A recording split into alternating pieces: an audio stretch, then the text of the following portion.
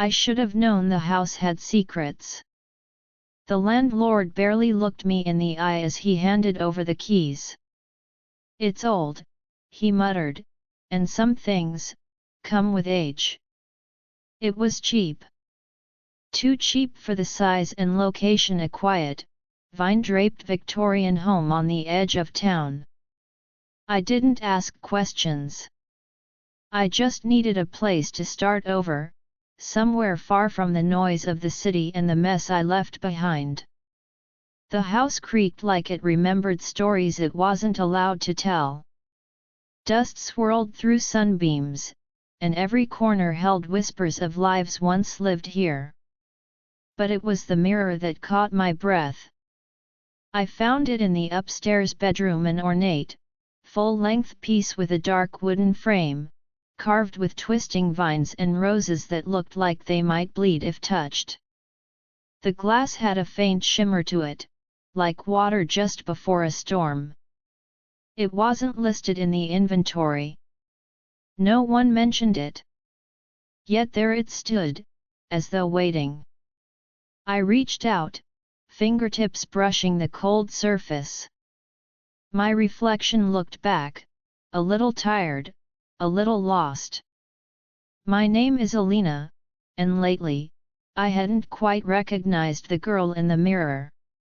That night, I couldn't sleep. The wind tapped against the window like a visitor unsure of its welcome.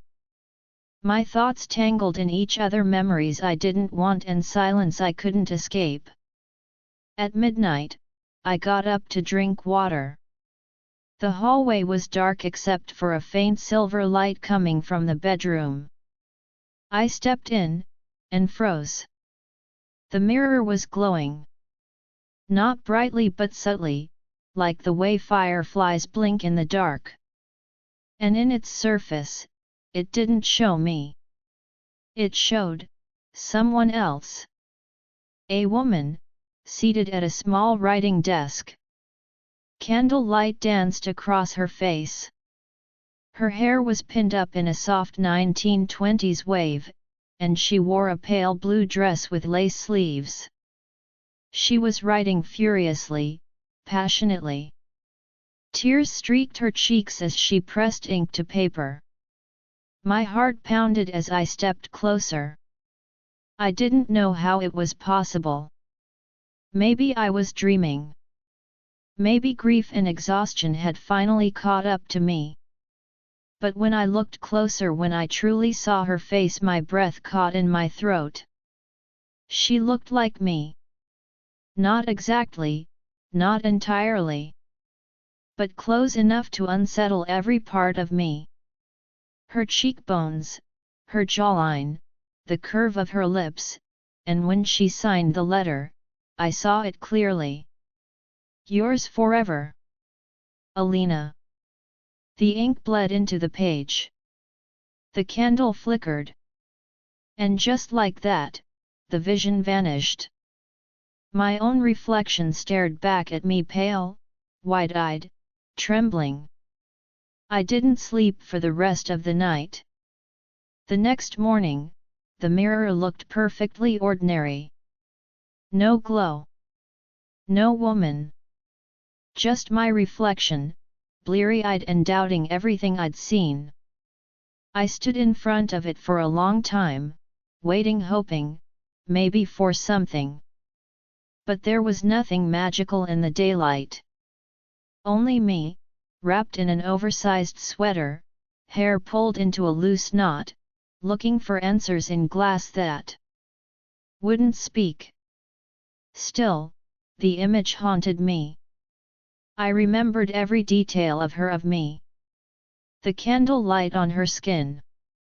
The desperation in her hands as they moved across the page. The way she cried, as if the world was slipping through her fingers. And the signature. Alina. What were the odds that someone a century ago had the same name as mine? And that I'd be the one to rent the house she once lived in or died in? I had to know more. The town library sat nestled between a tea shop and an antique bookstore that looked closed more than it was open. It smelled like dust and forgotten stories, the perfect place to start. I didn't really know what I was looking for. Old property records? Historical archives? Something that connected my mirror to a woman from the 1920s? I approached the counter, where a man in a grey vest and tortoiseshell glasses looked up from his reading. "Hi," I began. "I just moved into a house on Meadow Lane.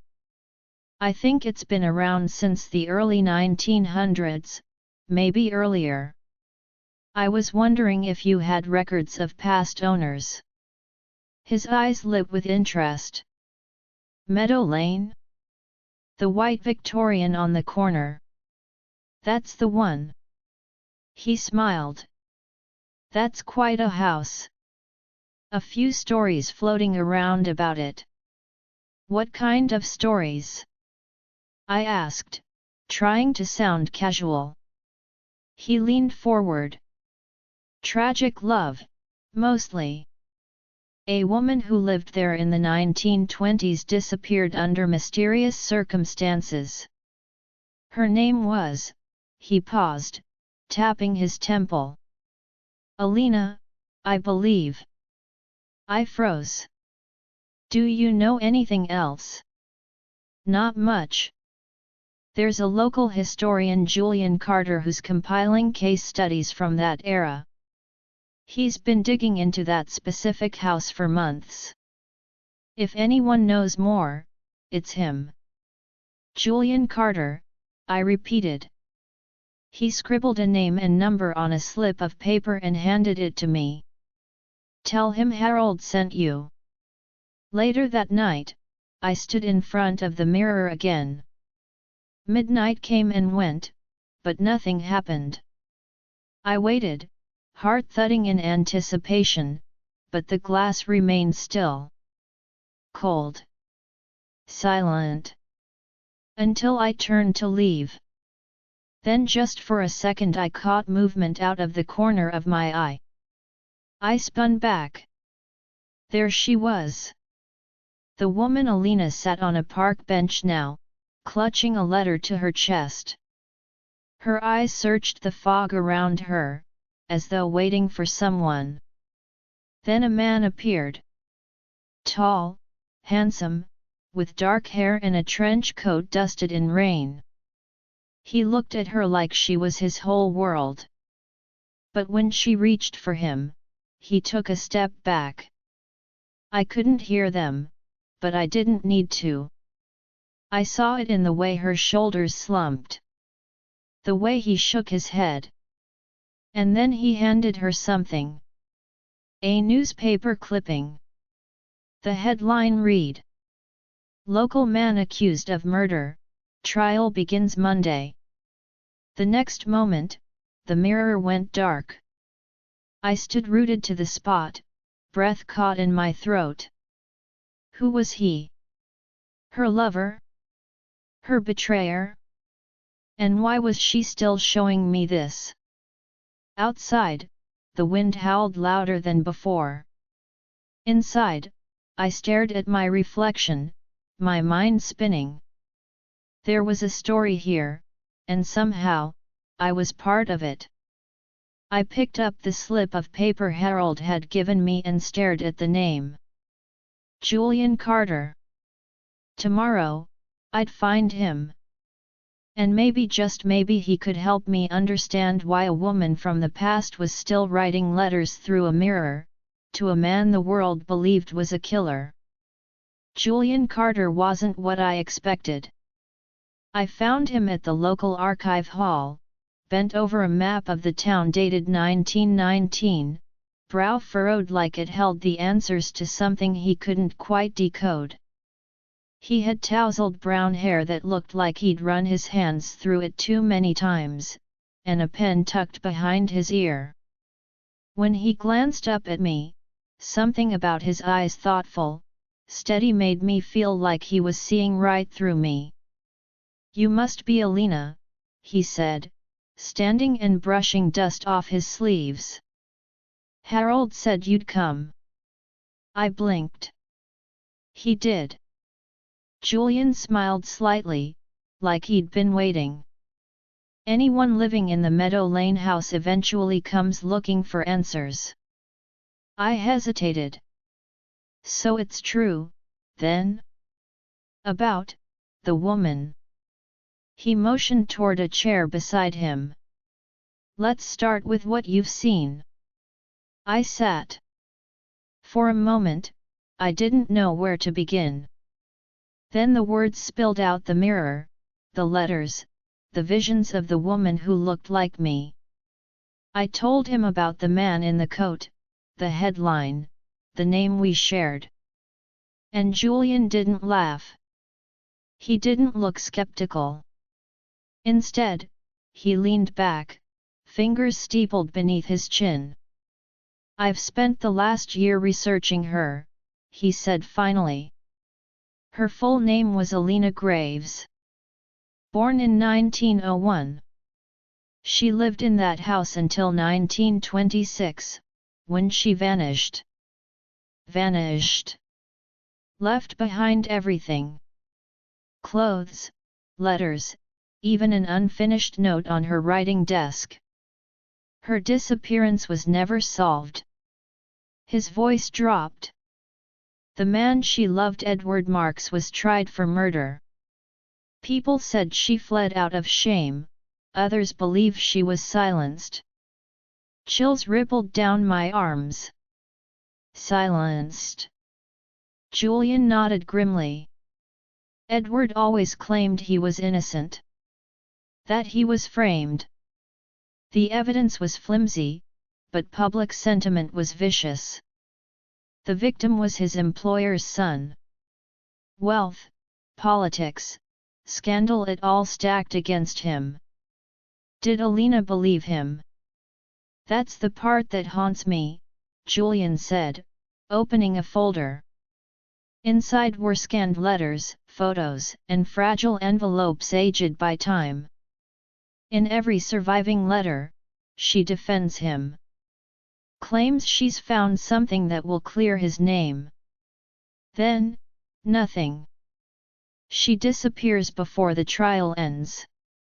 I reached for one of the scanned letters. The handwriting was beautiful, fluid, emotional. It felt eerily familiar. I fear what I know. But I cannot let them bury him for a crime he did not commit. If anything happens to me, know that the truth is hidden where only love could find it.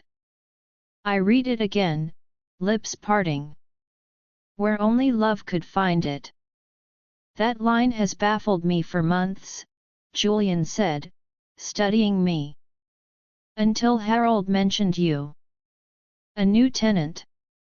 Same name. And now visions in the mirror. He paused. You realize what this means, don't you? I swallowed hard. No. But I'm afraid I'm about to. Julian leaned forward, voice low. I think she's trying to finish what she started. Through you.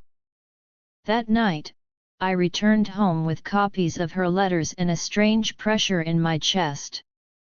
I stood in front of the mirror again at midnight. My hands trembled. Alina, I whispered. If you're still there. I'm listening. The glass flickered. And slowly, she appeared drenched in rain, eyes red, clutching a final envelope. She looked up at me. No, through me. And for the first time, I felt her lips move with mine. Same words, same fear. They're going to kill him. I couldn't sleep after that. How could I, when I'd just spoken with a woman who died, no, vanished nearly 100 years ago? The way our lips moved in unison, the fear in her eyes, it wasn't a dream. It wasn't a delusion. It was a memory. A Desperate one. And somehow, it lived inside me. The next day, I found myself back in Julian's company before the sun had even climbed too high. We sat on the steps of the archive hall, a stack of yellowed documents between us, the air heavy with silence and possibility. "She spoke to me," I said quietly. Julian turned his head slowly. "What did she say?" I hesitated. "That they're going to kill him." He let out a breath. "Edward." I nodded. She was soaked in rain. She looked like she'd just run from somewhere. And she was holding a letter. Her last one, maybe. Julian reached into his leather satchel and pulled out a photograph. This was taken 2 days before her disappearance. A neighbor saw her running down the street after a carriage. They said she looked like she was chasing someone. The picture showed her standing in front of the same mirror. Or maybe not the same, this one had no cracks, no faded carvings. But it was her. The Alina from the mirror. The one who could have been me. "She never delivered that final letter," Julian murmured. "It never turned up. We think she hid it somewhere. Somewhere personal." I thought of her words again. The truth is hidden where only love could find it. The bedroom. The mirror. The visions. It was starting to make sense. That night, I waited by the mirror before midnight even arrived. I had questions too many, but the moment the clock struck 12, I was no longer in control. The vision pulled me in like a tide. This time, I was standing in the middle of a ballroom 1920s. Alina was dancing in a golden dress, laughter on her lips. She looked so alive. And across from her, watching with such quiet intensity, was Edward Marks. He wasn't what I expected. Not brooding. Not haunted. He had kind eyes. Eyes that softened every time they met hers. There was music, champagne, and the smell of something floral in the air. I couldn't hear the words, but I saw his mouth move. "We'll run away. Tonight." Her smile faltered, just for a moment. And then she nodded. But something changed. The lights dimmed. The guests blurred. Suddenly, Edward was being pulled away by 2 men in dark coats. A woman screamed. Papers flew from his pocket. One man shouted something that sounded like murder. "Alina, my Alina!" screamed. Tried to follow. But the crowd swallowed her whole. I shot awake with my hand pressed to the mirror, breath ragged. Julian called minutes later. "I found something," he said. We met in the town square, the old fountain trickling behind us like background music to a conversation I wasn't ready to have. "There was a second trial," he told me. "Weeks after the first. A retrial based on insufficient evidence. But it was never completed." "Why not?" He looked at me. "Because the star witness disappeared before she could testify." "Alina." He nodded. "She was going to clear his name," I said. "She had the proof. But someone stopped her." Julian opened a folder and pulled out a letter I hadn't seen before. This one was torn, burned at the edges, like someone had tried to destroy it. It read: "I found the records. I know who forged the documents. But if I speak, I risk more than just his life. I've hidden everything inside. And then it ended. Inside what? I whispered. Julian stared at the letter. I think she meant the mirror. Back at the house, I examined it for the first time like it was more than furniture. I ran my hands along the frame, tapping lightly until a hollow sound answered me on the left side. A compartment. My heart galloped. With trembling fingers, I pressed against the panel. It clicked and slowly, it opened. Inside was a folded letter wrapped in silk ribbon, faded to grey. And beneath it a photograph. Edward and Alina. Smiling. In love. Holding hands at the very same fountain Julian and I had stood beside just hours ago. The letter was addressed not to Edward, but to someone else. Someone I hadn't expected. Julian Carter. But it was signed a century ago. By Alina Graves. The paper trembled in my hands. A letter, faded by time, meant for a man who wasn't even born when it was written. Yet there it was in delicate cursive, each loop of ink still hauntingly precise.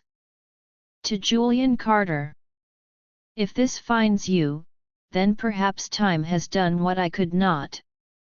You don't know me, but I know who you will become. The past isn't dead. It waits. It remembers. And I've left you the truth because only you can carry it. Please forgive me for what I could not do. Alina Graves. I looked up at Julian. He'd gone pale. How is this possible? I asked. She wrote this to you. He shook his head slowly. My grandfather's name was Julian Carter. My eyes widened. She must have written it to him. But how did she know? I don't know, he whispered, staring at the page. But she must have believed someone would come looking. That one day, someone would try to set things right. He reached for the second page beneath it. This one wasn't a letter. It was a list: names, dates, and what looked like ledger entries and initials. The final line was underlined twice in red ink. Mr. Forged evidence. Paid off witness. Archives, case file 18B destroyed. My blood chilled. This proves Edward was framed. Julian nodded, voice low. This name M.R. that's Martin Rembrandt. He was the son of Edward's employer. Rich. Powerful. And jealous, if the stories are true. He hated that his father favored Edward. Rembrandt, I murmured. He had the motive. The resources. And the arrogance to erase the truth. Julian looked at me, eyes burning with something between awe and sorrow. If this letter had reached the trial, Edward might have gone free. And Alina wouldn't have disappeared, I added softly. But deep down, I felt it. This wasn't just history. This was fate folding in on itself. That night, I didn't wait for the mirror. I stood in front of it, holding the letter, my reflection blurry with tears. Midnight came like a breath. And then there she was. Alina. Soaked in candlelight, sitting on the edge of her bed, holding the same letter I now held. She stared at it, her hands trembling. She looked up at me, and this time, she smiled. A bittersweet smile. One of relief. And she whispered something. I pressed my hand to the mirror, desperate to hear. She said, "You found it. Thank you." A warmth radiated from the glass. And for the first time, the vision didn't vanish. Instead, it shifted. Alina and Edward stood at the edge of the town square, hidden in the shadows. She was slipping the letter into someone's coat pocket. A man who looked vaguely familiar. "Your grandfather," I whispered, realizing. Julian stepped beside me, his voice quiet. She trusted him. And now it's come full circle. Later, Julian and I sat in the kitchen. No words, just silence, the letter between us. "Do you believe in fate?" I asked. "I never used to. And now?" He looked at me for a long time. "Now I think some stories refuse to die. They just wait, for someone to finish them." I smiled faintly. "Then maybe this one ends with truth. And peace." He leaned closer. "And maybe a little love." For the first time, I didn't feel haunted. I felt seen. The rain started just before midnight. It was soft at first, tapping against the windows like distant footsteps, but it built fast, louder, heavier until it felt like the whole house was holding its breath. I stood in front of the mirror again, clutching the letter. Julian was in the other room, combing through old court files. But I needed to be alone. I felt her close. The mirror pulsed faintly, as if waking. Then suddenly it shattered. A crack split down the middle, jagged and sharp, like a lightning bolt frozen in glass. I gasped, stumbling back.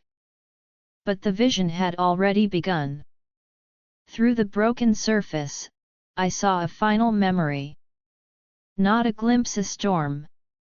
It pulled me in like I was there in the house, in her skin. Alina Graves was running. The rain soaked her dress. She clutched a satchel to her chest, the letter inside. Her shoes slipped on cobblestones as she pushed through the darkness toward a carriage at the town square. Inside the carriage, Edward. Bound. Silent. A man beside him grinned wickedly. Rembrandt. She reached them just as the door slammed shut. Her voice cracked through the air. "He's innocent. I have proof." Rembrandt looked at her with chilling calm. "No one will believe you." He struck her. The satchel flew from her hands, sliding under a carriage wheel. Papers scattered into the rain. "Burn it," he said to the driver. And then the carriage took off. Alina fell to her knees, her scream swallowed by thunder. I gasped and yanked my hand from the glass, stumbling backward. My palms were bleeding from where I had pressed into the crack. Julian ran in, eyes wide. "What happened?" "It's real," I choked out. She tried to save him. "She died trying," Julian whispered, helping me to the couch. "And no one listened." "But now we know," I said, clutching his shirt. "Now we can listen." Later that night, we spread the letters out across the floor, piecing together the timeline, the motive, the lies. With what we had, names, forged ledgers, and the letter, we could clear Edward's name. Even if it was a century too late. "It still matters," Julian said. "You know that, right?" I nodded. "Because love like that doesn't disappear. It echoes." He looked at me, his expression unreadable. "And maybe it needed to be found again, so it could live in someone else." My breath caught. You mean us? He didn't answer right away. He reached up, gently touching the side of my face, as if afraid I'd vanish too. Then he said, I mean maybe it wasn't just her story that waited all this time. That night, I sat beside the broken mirror, now dark, fractured, but quiet. For the first time, I didn't see her.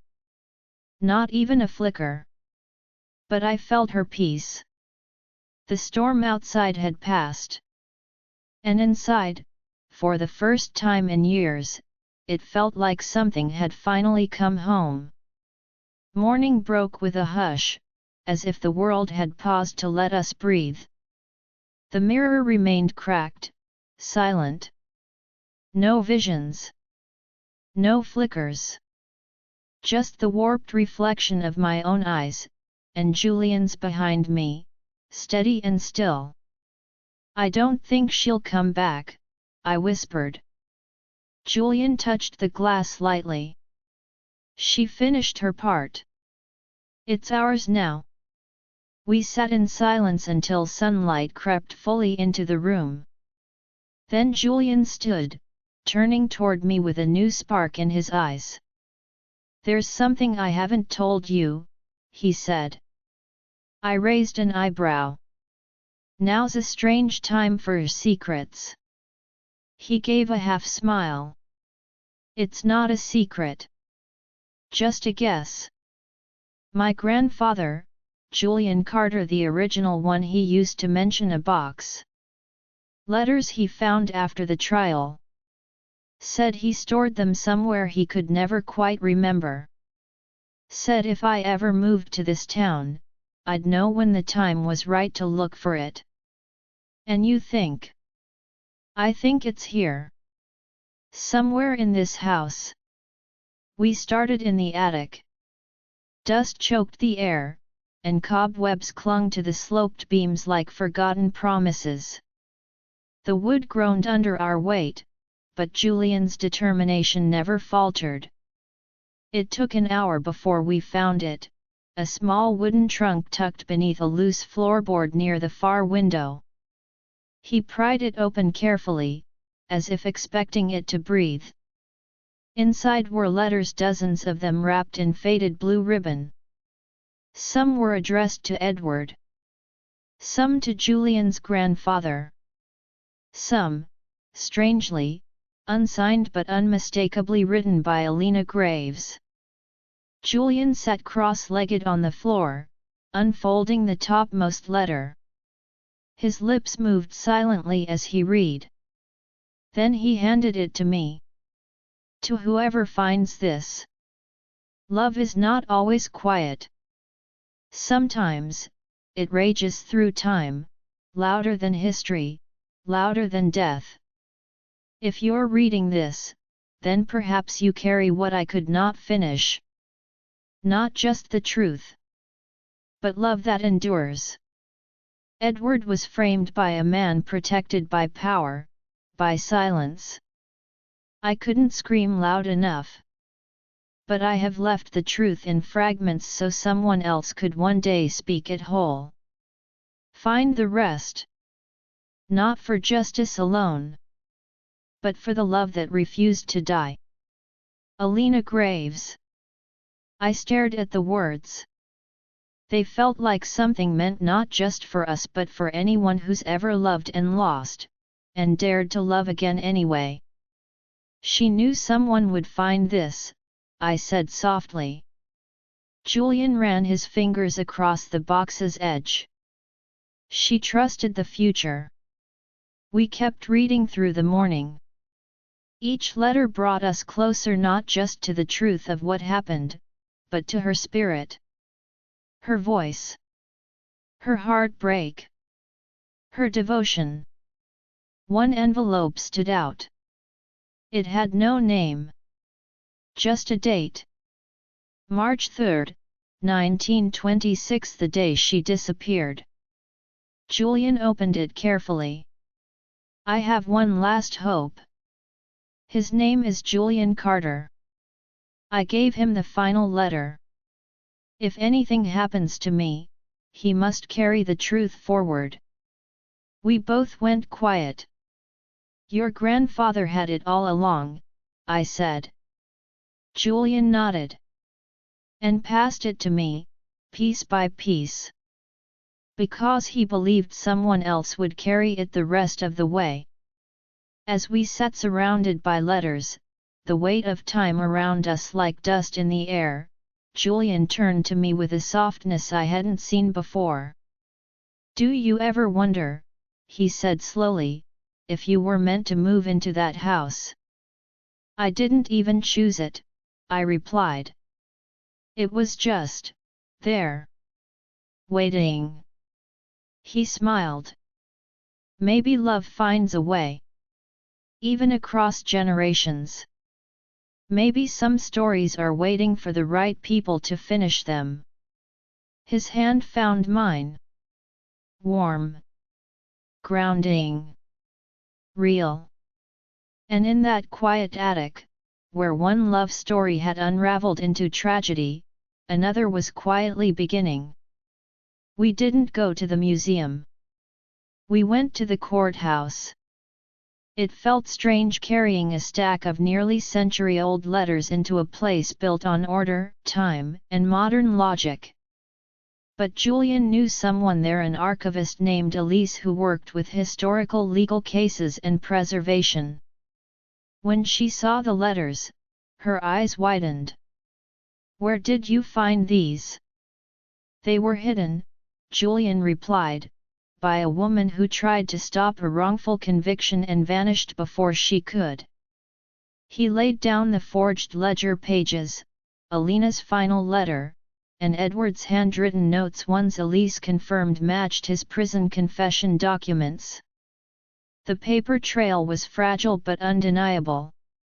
This could open a case for exoneration, she said after a long pause. Posthumous, of course. But it would be official. Public. His name would be cleared. I exhaled slowly. And suddenly tears. Because it wasn't just about justice. It was about love. It was about Alina writing letter after letter even as the world closed its doors on her. It was about Edward dying with a lie carved into his name. It was about finally finishing what was left undone. The official process would take time. Paperwork. Petitions. But Julian promised to handle it all. I owe it to them, he said. And to my grandfather. We stood outside the courthouse, the sun warming our skin. He turned to me, quiet and steady. I think my grandfather always believed this wasn't just about the past.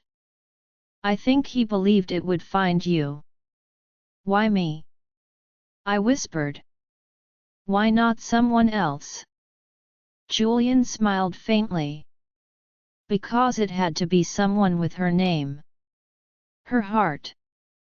Her fire. I looked away, overwhelmed. I don't know what happens next, I admitted.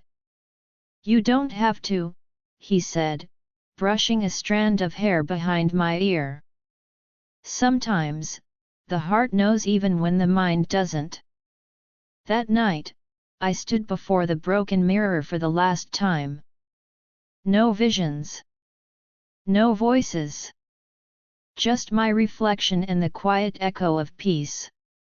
I did it, I whispered. You're free now. The moonlight caught on the crack in the glass. For a moment, I thought I saw her behind me, Alina Graves, smiling. Not sad. Not lost. Just grateful. Then she faded, and I was alone again. A week later, Julian and I returned to the square, this time not as strangers to the past, but as people who'd helped carry it home. We sat at the fountain with coffee in hand, the same place Edward and Alina once stood. She said love rages through time, I said quietly. Julian nodded. And I think she was right. Do you think she found him? He looked at me. I think they've always been together. Even apart. I smiled. And then, like it was the most natural thing in the world, he leaned in and kissed me.